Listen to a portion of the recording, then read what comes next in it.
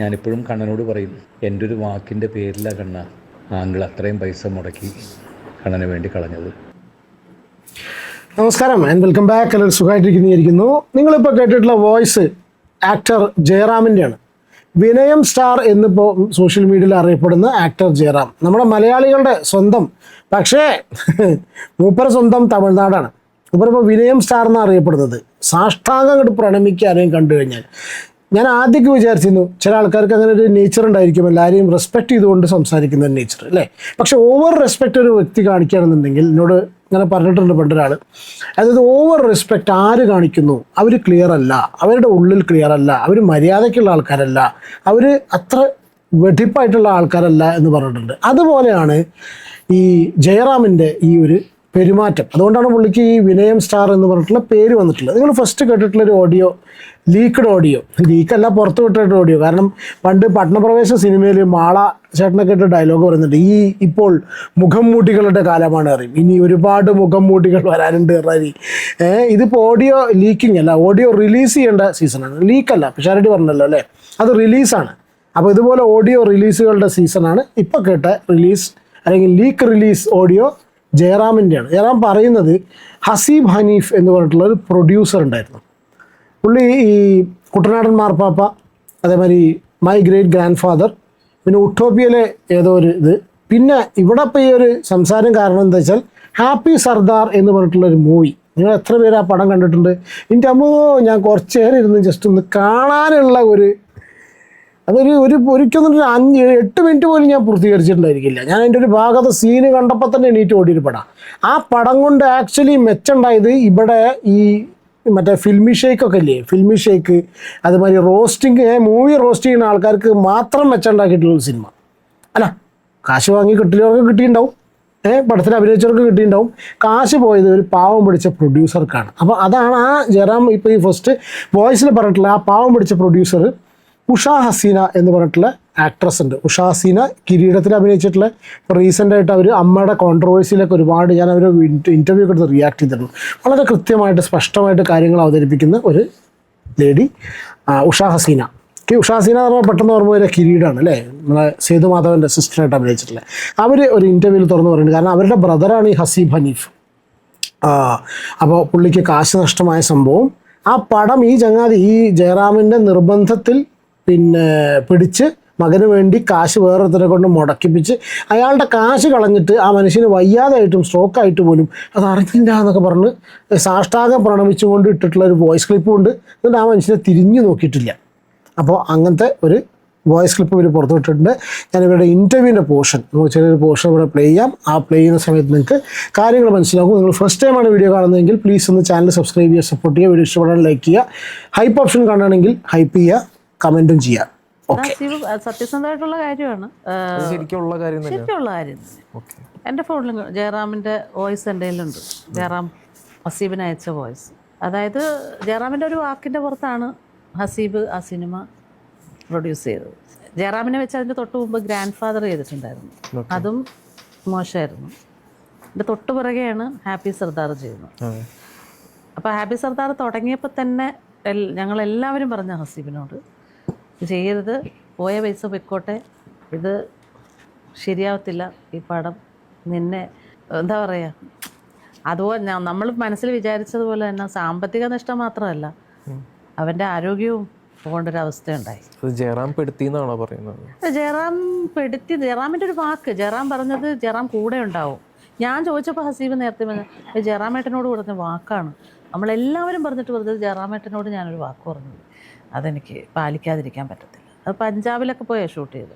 അപ്പോഴും എൻ്റെ ഹസ്ബൻഡ് പറഞ്ഞു. അപ്പോൾ പുള്ളിയും പറഞ്ഞത് പഞ്ചാബിൽ പോയിട്ട് വന്നിട്ട്, വേണ്ട ഹസീബ്, അത് കൈവിട്ട് പോകും, ശരിയാവത്തില്ല, വേണ്ട വിട്ടേക്ക്.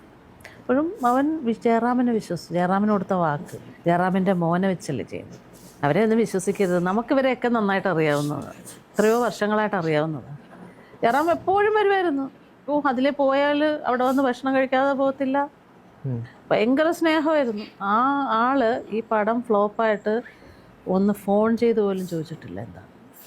നമ്മുടെയൊക്കെ ലൈഫിലും ഇതുപോലത്തെ ഒരുപാട് പേരുണ്ടായിട്ടുണ്ടാവും അല്ലേ. നമ്മളൊക്കെ നല്ല സമയം വരുന്ന സമയത്ത് അല്ലെങ്കിൽ നമ്മളെ കൊണ്ട് ആവശ്യമുള്ളപ്പോൾ അവരൊക്കെ ഭയങ്കരമായിട്ട് നമ്മളായിട്ട് ഭയങ്കര കണക്ഷനായിരിക്കും. നമ്മളോട് ഭയങ്കര കണക്ഷനായിട്ട്.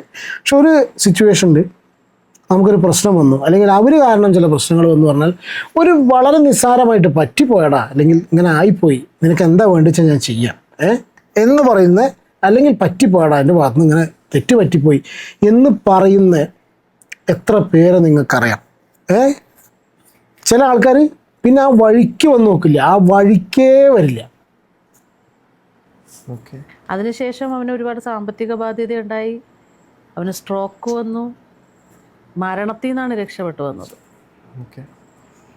അപ്പോഴൊന്നും എത്രയോ ആൾക്കാർ നസീബിനെ കാണാൻ വന്നു. അതിലേ പോയാൽ ഇപ്പോഴും നമ്മുടെ സെവനാർസ് വിജയകുമാറിനെ പോലെയുള്ള ആൾക്കാർ, ബാദുഷ, പിന്നെ അതുപോലെ സുബൈർ, അവരുമായിട്ട് ബന്ധമുള്ള എല്ലാവരും ആലപ്പുഴ വഴി പോയാൽ അസീബിനെ കാണാതെ പോകത്തില്ല.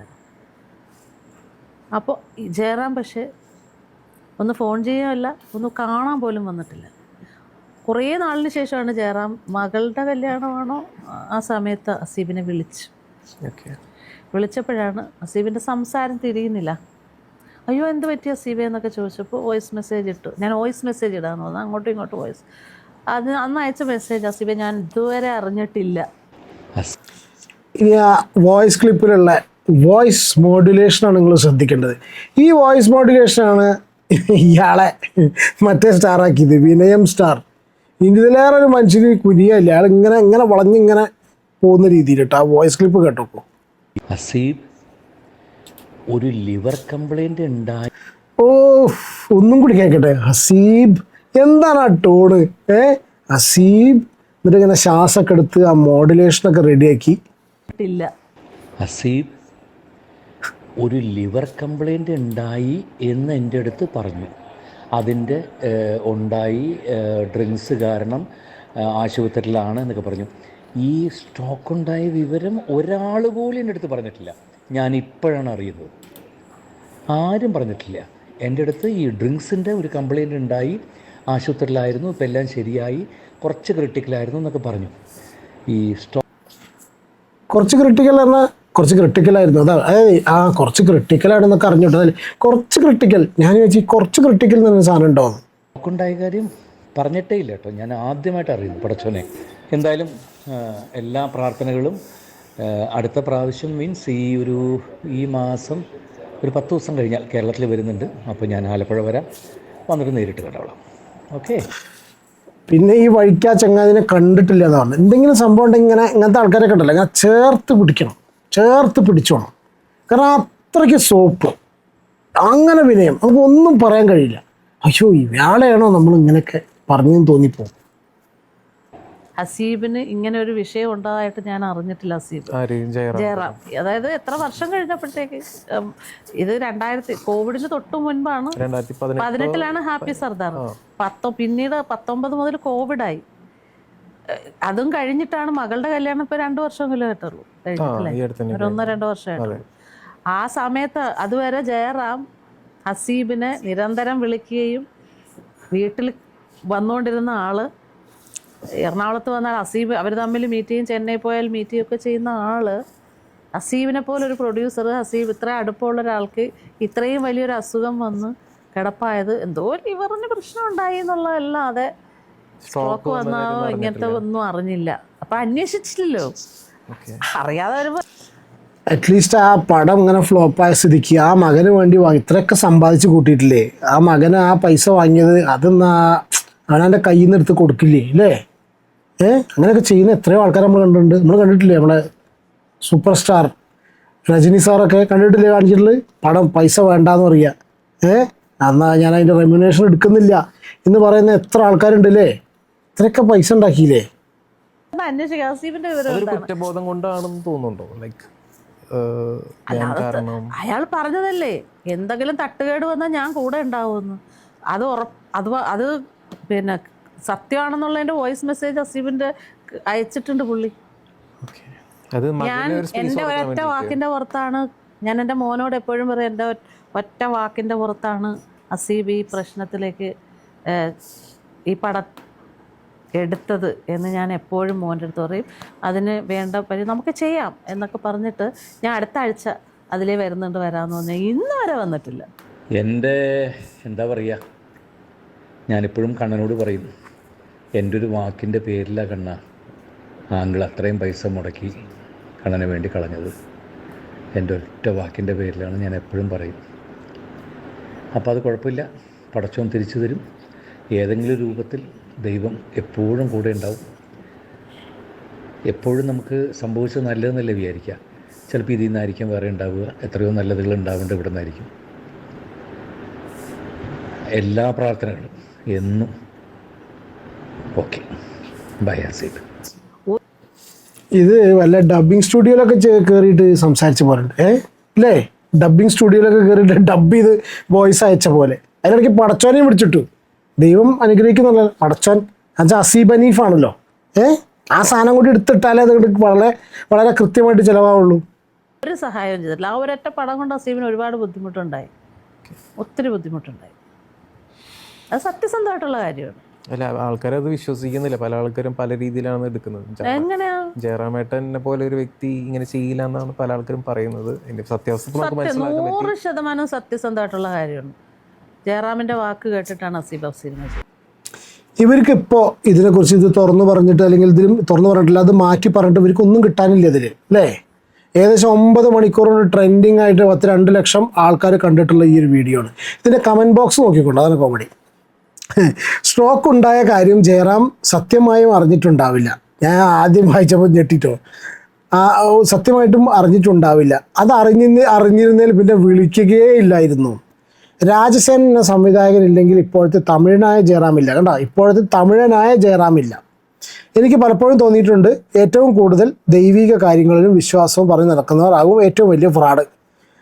ഇത്രയും വിശ്വസിക്കാൻ കൊള്ളില്ലാത്ത ഒരു മനുഷ്യനെ മലയാള സിനിമയിലില്ല. അമിത വിനയം സ്റ്റാർ. പുതിയ ഇറങ്ങിയില്ല, അമിത വിനയം സ്റ്റാർ.